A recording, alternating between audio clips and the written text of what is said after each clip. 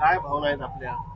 महाराष्ट्राचे लोकप्रिय नेते, आमचे पक्षाचे पक्षप्रमुख, महाराष्ट्राचे मुख्यमंत्री एकनाथ शिंदे साहेब, आमचे पक्षाचे आमचे नेते महाराष्ट्राचे युवा खासदार श्रीकांत शिंदे साहेब यांच्या आशीर्वादानं आज जे काम एकनाथ शिंदे साहेब, श्रीकांत शिंदे साहेबाचा तळागाळापर्यंत महाराष्ट्रामध्ये आहे.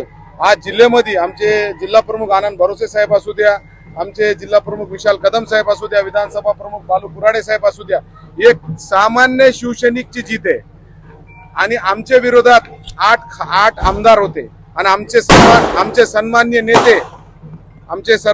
नेते जिल्ह्याचे खासदार बंडू जाधव साहेब, जे ते नसताना आम्ही त्यांना चितपट केलेला आहे. खासदार साहेब आले असते तर हे चित्र वेगळं राहिलं असतं. 60-100 मतांना मी निवडून आला असतं.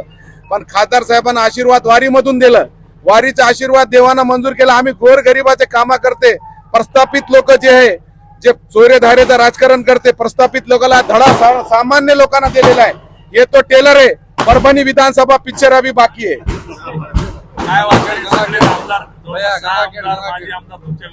सहा रनिंग आणि माझी 4. आता कसं आहे, मी सांगितलं ना, जिल्ह्याचे प्रत्येक आमदार बुथावर बसलेले होते. सगळे आमदारांना इतकं आमच्या विरोधात रान पेटविलं.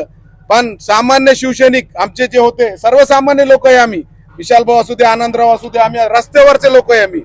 आता बघू, परभणी विधानसभा आम्ही बाकी आहे. आनंदरावला निवडून आणायचे खासदार साहेबांना आम्ही 2 बेडा उचललेला आहे. 100% येणार 2029ला जे पद्धतीत आमदारांना आमच्यासोबत वागणूक केली आमच्या विरोधात, आता पण निवडून आल्यावर बी इथं अरेरावरी केली, जे दादागिरी इथं करून करत होते. पण आता लोकांना कौल दिल्यावर बी तुम्हाला मान्य नाही.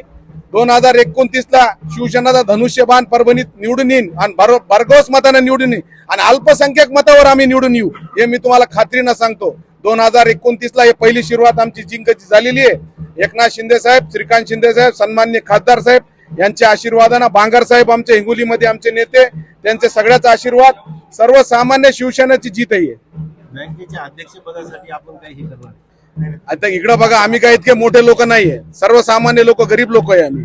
आम्हाला लोकांना निवडून दिलं. आम्ही काय अध्यक्षासाठी उभा नव्हते. आम्ही सर्वसामान्याचे लोकांचे प्रश्न याच्यासाठी मिटण्यासाठी उभा होतो. आणि आता आमच्या विरोधात इतके लोक होते, त्यांना साकार करते का? अरे, आम्ही सर्वसामान्य लोकांचा, गरीबाचा आशीर्वाद घेऊन राजकारण करतो महाराष्ट्रात.